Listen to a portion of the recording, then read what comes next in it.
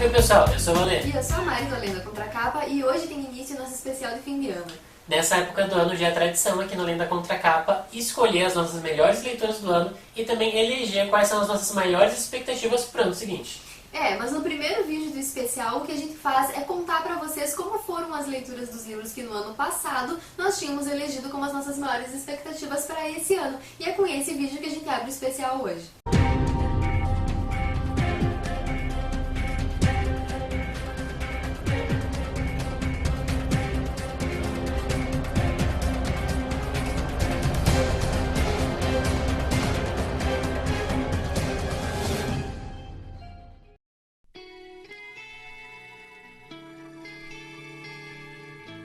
Minha quinta maior expectativa para esse ano era Os Luminares. Eu me surpreendi bastante com a narrativa desse livro, com a trama desse livro. Acho que a melhor expressão para descrever ele é obra de arte, porque é incrível o que a autora conseguiu fazer aqui. Uma trama tão intrincada, mas que se encaixa tão perfeitamente. Ele tem como pano de fundo a Corrida do Ouro na Nova Zelândia do século XVIII. O livro começa então com uma reunião de 12 homens. Eles todos assim, não são amigos, eles são conhecidos e de uma forma ou de outra eles estão envolvidos em 3 eventos. Um político chega nesse pequeno vilarejo na Nova Zelândia e encontra o dono de uma casa está morto. Um pouco depois ele encontra uma prostituta desmaiada na rua que tentou se matar. E nesse mesmo dia um homem desaparece. Então esses 12 homens eles se reúnem porque de uma forma ou de outra todos eles estão relacionados a esses eventos. E isso é o máximo que eu posso falar, mas essa é uma história fantástica. Ela consegue abordar vários temas, como justiça, amor, amizade, vingança, manipulação. Eu acho que o único defeito, a minha única crítica para esse livro é que como são tantos personagens, ela é uma história assim tão ampla, ela meio que não tem um protagonista. Então é um grupo de protagonistas assim que tem um pouquinho mais de destaque nessa história. E acaba sendo mais difícil de tu se identificar e se envolver com eles, né? Esse foi o meu problema, eu não tive essa conexão com os personagens, não era como se eu me importasse com alguém. Eu lia esse livro porque eu estava assim, enfeitiçado na trama, sabe? Eu queria conectar tudo aquilo, eu queria entender como é que todas aquelas peças iam se encaixar, mas não porque eu me interessava pelos personagens. Eu acho que ele é aquele tipo de livro assim que ele encanta mais pelo jeito como a autora contou a história do que pela história em si. Porque depois até que tu consegue encaixar todas as peças... Ela é relativamente simples a história, mas pelo jeito que ela conta, eu acho que isso é a habilidade, né? É a habilidade. E não é por menos que a autora foi premiada. Ela ganhou prêmios por causa desse livro. E dá pra entender. Eu sinceramente estou esperando pelo próximo livro dela, porque a habilidade que ela tem para escrever, para compor uma trama é fantástica. A minha quinta maior expectativa para esse ano era ler Max Perkins, um editor de gênios, e eu já vou ter que começar esse vídeo dizendo que eu não li, olha que vergonha. Eu nem sei dizer, gente, por que exatamente que eu não li, eu acho que passou um pouco a minha vontade. E pra quem não lembra desse livro, porque eu acho que ele não foi muito divulgado, pelo menos na blogosfera, eu acho que ele não apareceu muito, é a biografia do Max Perkins, que foi um editor americano que descobriu grandes nomes da literatura norte-americana, como Hemingway, como Fitzgerald.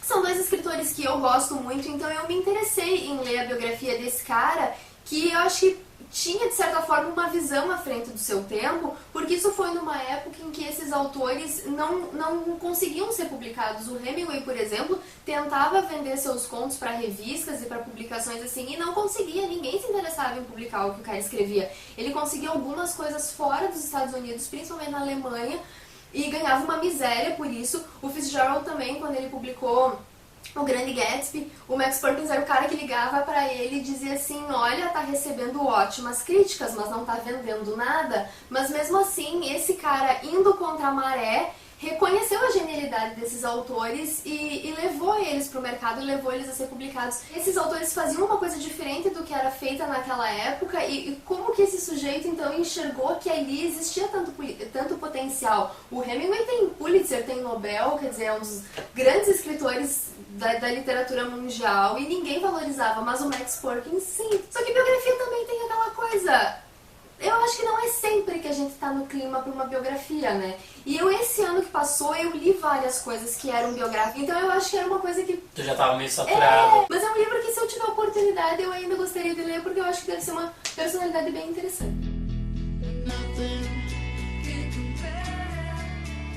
A minha quarta maior expectativa para esse ano era Coração Ardente, Na verdade, eu até comentei no vídeo que a minha expectativa era pra toda essa série, Bloodlines, que é uma spin-off de Academia de Vampiros.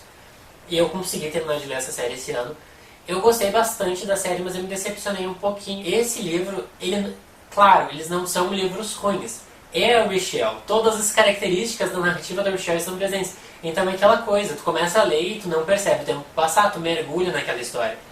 Mas esse livro, O Coração Ardente, me incomodou um pouquinho porque eu achei que ela focou bastante no romance da protagonista e do Adrian. Mas o que mais me interessava na série, principalmente a partir do terceiro livro, eram as consequências daqueles acontecimentos. E não é nisso que ela foca. Parece que nesse terceiro livro ela vai começar a dar um rumo que tu fica empolgado em saber. E aparentemente não é o que ela faz, né? Pois é, e tu se empolgou a ler porque quando eu terminei de ler o terceiro livro, eu fui comentar com a Mari e eu tava super empolgado. Porque o terceiro livro é muito bom. Acho que até a expressão que eu usei foi turning point. Parece que ali, a partir dali, tudo vai mudar. A partir ali do quinto, e principalmente no sexto livro, a minha sensação é que ela estava focando em aspectos da história que não eram os mais importantes. Para mim, foram várias as perguntas que eram o cerne da história que ela tinha para contar, que ela não responde, fica algo assim meio em aberto. E eu até não sei se ela não está planejando um outro spin-off. Enfim, foi uma leitura assim bem prazerosa, eu gostei bastante, eu até tô com saudades dos personagens, eu gostaria de reencontrá-los. Mas eu acho que não, eu achei que ela não fez certo, assim, se ela tá pensando em fazer um spin-off e guardar essas perguntas que assim, ficaram pendentes de resposta, não pareceu justificável ela fazer isso, assim, então caiu um pouco no meu conceito. Minha quarta maior expectativa para esse ano era ler O Sol Desvelado, do Isaac Asimov. E até então o único livro que eu tinha lido do Asimov era Eu, Robô, e eu tinha gostado. E esse aqui, O Sol Desvelado, ele faz parte da série chamada Série dos Robôs. Ele é o segundo livro da série e eu não sei por que eu comecei a ler essa série pelo segundo livro, eu simplesmente pulei o primeiro, gente. Mas eles parecem são histórias isoladas. O que me atraiu nesse livro, nessa série, é que parece ser uma mistura de literatura policial com ficção científica, o que é uma premissa sensacional, né? E o Asimov é fantástico na área da ficção científica. Sim, o que ele conseguiu criar ao longo dos anos, a obra completa dele é... Porque até parece que a obra dele, ela se entrelaça, Sim, né, uma série com a outra. Na verdade, anos depois, ele já tinha escrito vários livros com esse pano de fundo sobre a robótica, e anos depois ele começou a revisar toda a obra dele. Então, para criar uma única linha temporal, toda a obra dele meio que, então, é o mesmo mundo, só em períodos diferentes. Então, quão genial um autor tem que ser para fazer isso? E se tu pensa que tudo isso parte de 3 coisas bem simples, que são as 3 leis fundamentais da robótica, quanto o cara consegue tirar dali e o quanto ele consegue te fazer refletir. Tenho gostado muito de ficção científica de uns anos pra cá, e eu gostei do Sol Desvelado. Eu lembro que eu demorei um pouquinho pra me envolver no começo, mas eu lembro que chegou um momento que eu tava chamando o Asimov de gênio brilhante e coisas do tipo. Eu gostei do livro, tanto que uma das minhas próximas leituras agora vai ser Os Robôs da Alvorada, que é o terceiro livro da série. Eu continuo não lendo o primeiro, mas um dia eu leio.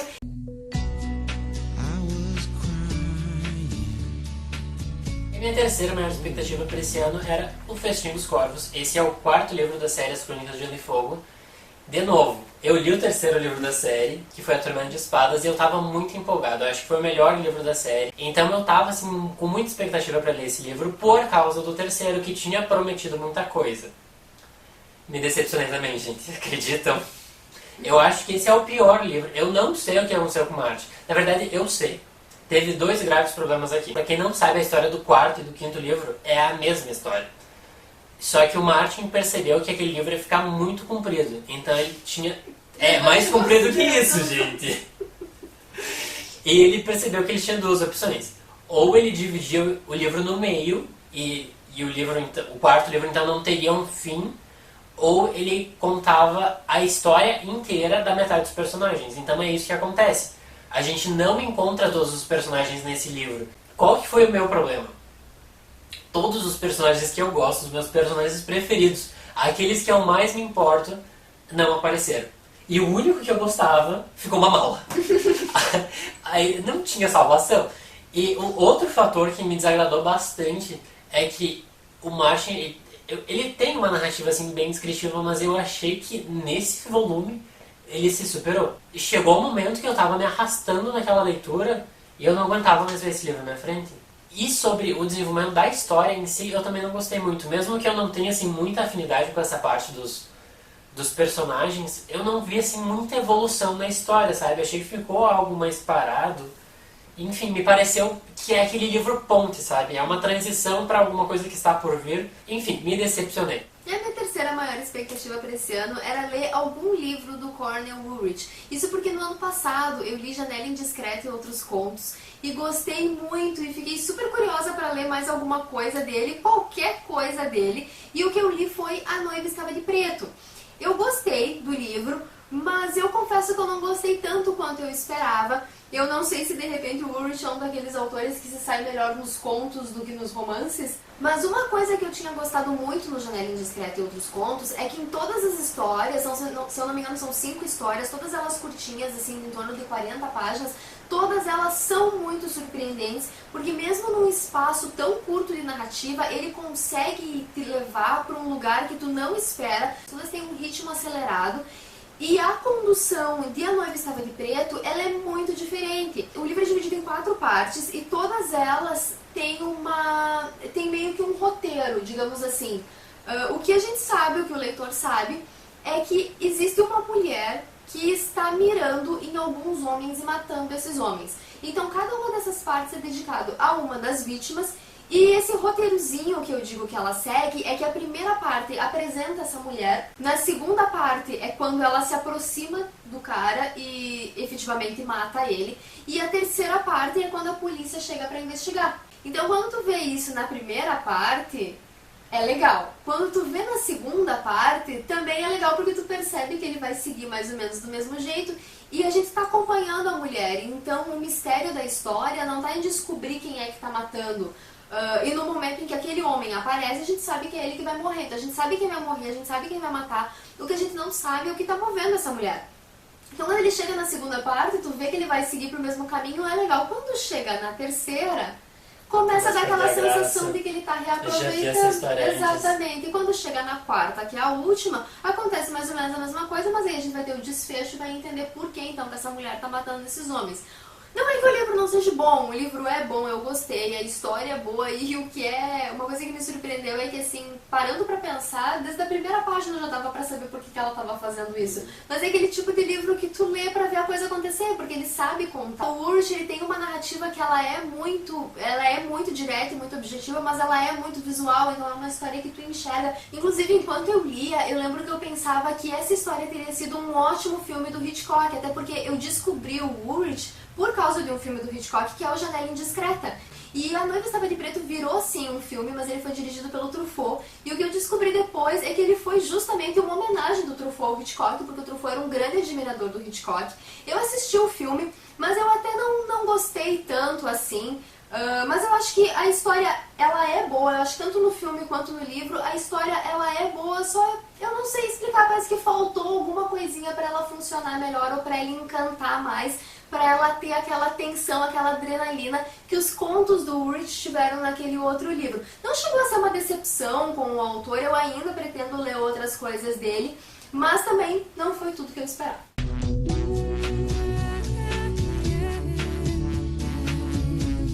Minha segunda maior expectativa para esse ano era Mr. Mercedes, de Stephen King.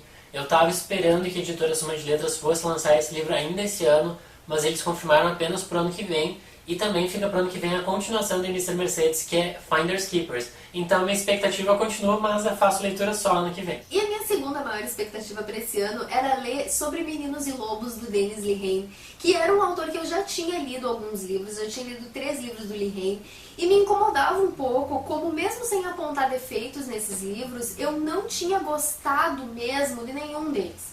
Eram livros que eu achava que tinham boas histórias, que tinham uma boa narrativa, que os personagens eram bem construídos, mas eu não sei o que eu achava que faltava, assim, faltava aquela coisa que te faz dizer, esse é um ótimo livro. Mas eu achava, como eu via muitas qualidades nesses livros, eu achava que eventualmente ia ter algum livro do Lehane que ia me fazer mudar de opinião. Eu li Sobre Meninos e Lobos esse ano e, gente, eu não podia estar mais certa. Eu adorei esse livro. Eu virei fã do Lehane num grau assim que não só quando eu terminei eu queria ler de novo esses livros que eu já tinha lido, como eu quis sair lendo qualquer coisa dele que aparecesse na minha frente. Então, sobre Meninos e Lobos, não só ele cumpriu com a minha expectativa, como ele superou a minha expectativa. Eu acho que ele é um daqueles poucos livros, assim, que eu acho que tu não supera ele nunca, que tu vai sempre lembrar que os dramas desses personagens, eles não só são muito verossímeis, como eles tem uma carga dramática muito forte. E eu acho que é uma coisa que te toca e que tu pode até esquecer detalhes da história e dos acontecimentos, mas aquilo que eles viveram, aquilo que eles sentiram, eu acho que ele te toca num grau que tu não esquece nunca.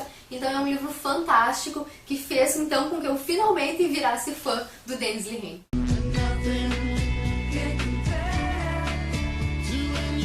E minha maior expectativa para 2015 era Oliver Twist do Charles Dickens. Ano passado eu li Grandes Esperanças também do Dickens, eu tinha adorado o livro, tô louco para ler mais alguma coisa dele, e eu escolhi Oliver Twist. Mas eu acabei não lendo o livro, gente, que vergonha.